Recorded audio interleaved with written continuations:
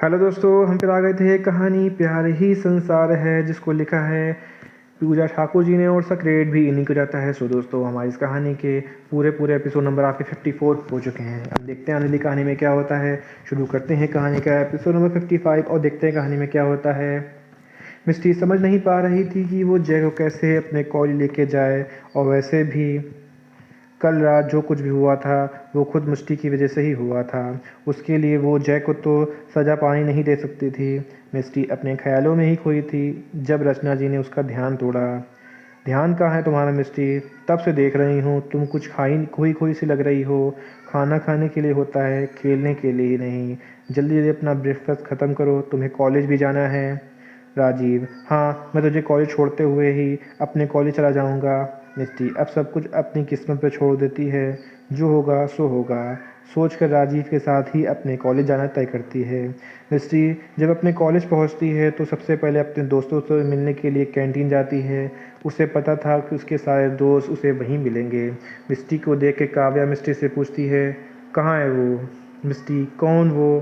काव्या: देख, अब तू ज़्यादा ही भोली मत बन और चुपचाप उसे हमारे हवाले कर दे। मिस्टी: मैं किसी को अपने साथ नहीं लाई। काव्या: पर क्यों? जब मैंने तुमसे कहा था कि तुम्हें उसे हर हाल में हमारे कॉलेज लेकर आना है, तो फिर तुम उसे क्यों नहीं लेके आई? मिस्टी: देखो काव्या, कल जो भी कुछ हुआ था वो मेरी वजह से हुआ था, जिसमें जय की कोई गलती नहीं थी। युग: अच्छा वेदिका, तो वो लड़का अब तुम्हारे लिए हमसे ज़्यादा इम्पोर्टेंट हो गया। मिस्टी का असली नाम वेदिका है। रायचंद्र फैमिली में उसके कुछ खास फ्रेंड ही वेदिका को प्यार से मिस्टी बुलाते हैं। मिस्टी: युग, ऐसी बात नहीं है। तुम लोग मेरे सबसे अच्छे दोस्त हो, पर जय मेरी भाभीयों का भाई है। और वैसे भी कल रात जो भी हुआ वो बस गलती से ही हुआ। ये सिर्फ एक हादसा था। और तुम ही बस सोचो कि तुम इतने स्ट्रांग हो, फिर जय फिर सिर्फ तुम्हारा हाथ पकड़कर ही उसे फ्रैक्चर कर सकता है। ये वाकई काफ़ी हैरानी वाली बात है। युग, प्लीज़ तुम जय को माफ़ कर दो, उसकी तरफ से मैं तुमसे माफ़ी मांगती हूँ। युग को तो ये बात बिल्कुल अच्छी नहीं लग रही थी कि वेदिका किसी और लड़के के बचाने के लिए उससे माफ़ी मांग रही थी। युग मिस्टी को लाइक करता था, इसलिए उसे अब जय से जलन होने लगी थी।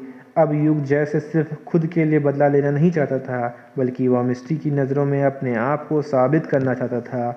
युग नहीं वेदिका युग नहीं वेदिका, तुम बस उसे यहाँ बुलाओ, मैं उससे अपना बदला लेकर ही रहूँगा। मिस्टी: नहीं युग, मैं जय को यहाँ नहीं बुलाऊँगी, चाहे जो कुछ हो क्यों ना हो जाए। काव्या: देख मिस्टी, सिंपल सी बात है, तुम हमारी दोस्ती को किसी बाहर वाले के लिए इग्नोर नहीं कर सकती हो। और वैसे भी हम कौन सा उसे जान से मार रहे हैं, हम तो बस उसे थोड़ा बहुत सबक सिखाएंगे, ताकि उसके अंदर जो हीरोगिरी है ना वो थोड़ी कम हो जाए और वो दोबारा कभी हमसे पंगा लेने की हिम्मत ना करे। मिस्टी: समझ तो तुम लोग नहीं रहे हो यार, वो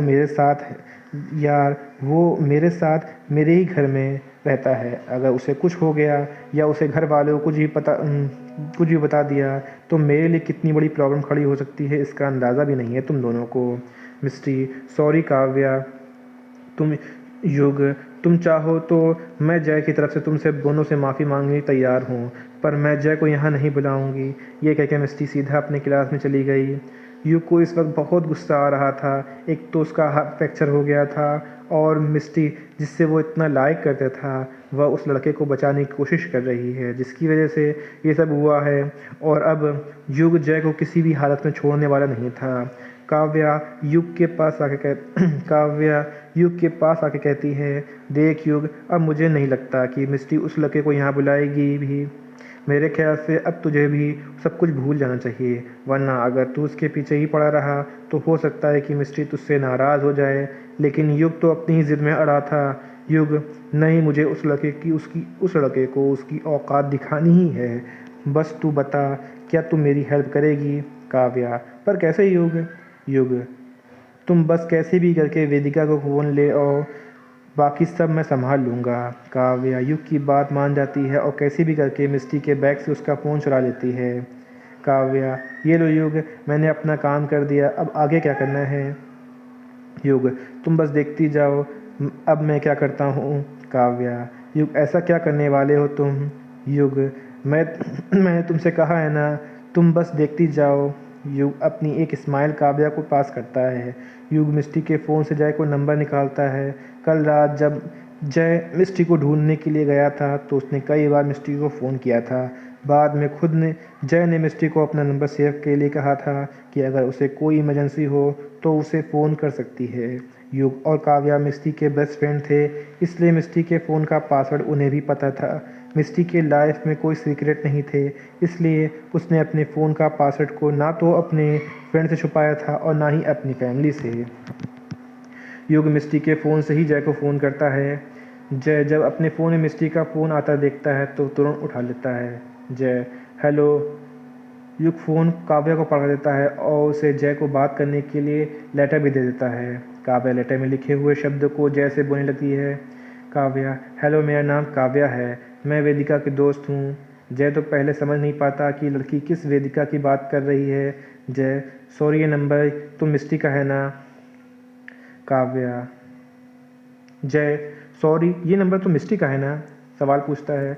काव्या जी हाँ, मैं मिस्टी की ही दोस्त बोल रही हूँ। वो दरअसल मिस्टी कॉलेज में बेहोश हो गई है, तो क्या आप आकर मिस्टी को घर ले जा सकते हैं? वो मुझे मिस्टी ही ने कहा था कि मैं उसकी मॉम को फ़ोन कर दूँ ना करूँ, वरना वो परेशान हो जाएंगी। मिस्टी ने मुझे तुम्हें फ़ोन करने के लिए कहा है, क्या तुम आकर मिस्टी को घर ले जा सकते हो? जय ठीक है, मैं आधे घंटे में पहुंचता हूँ। काव्या फ़ोन काट देती है और युग की तरफ देखती है। युग उसे थम्स अप दिखाता है। वेल डन माय फ्रेंड, तू ही मेरी सच्ची दोस्त है। आने दो उस लड़के को, आज मैं उसे बताऊंगा कि हमसे पंगा लेने का क्या नतीजा होता है। कल मैं नशे में था, इसलिए उससे लड़ नहीं पाया, लेकिन आज मैं उसे लड़ूंगा, छोड़ूंगा नहीं। आज वो अपने घर पाँव तक नहीं पहुंच पाएगा। काव्या युग कहीं मिस्टी हमसे नाराज़ ना हो जाए।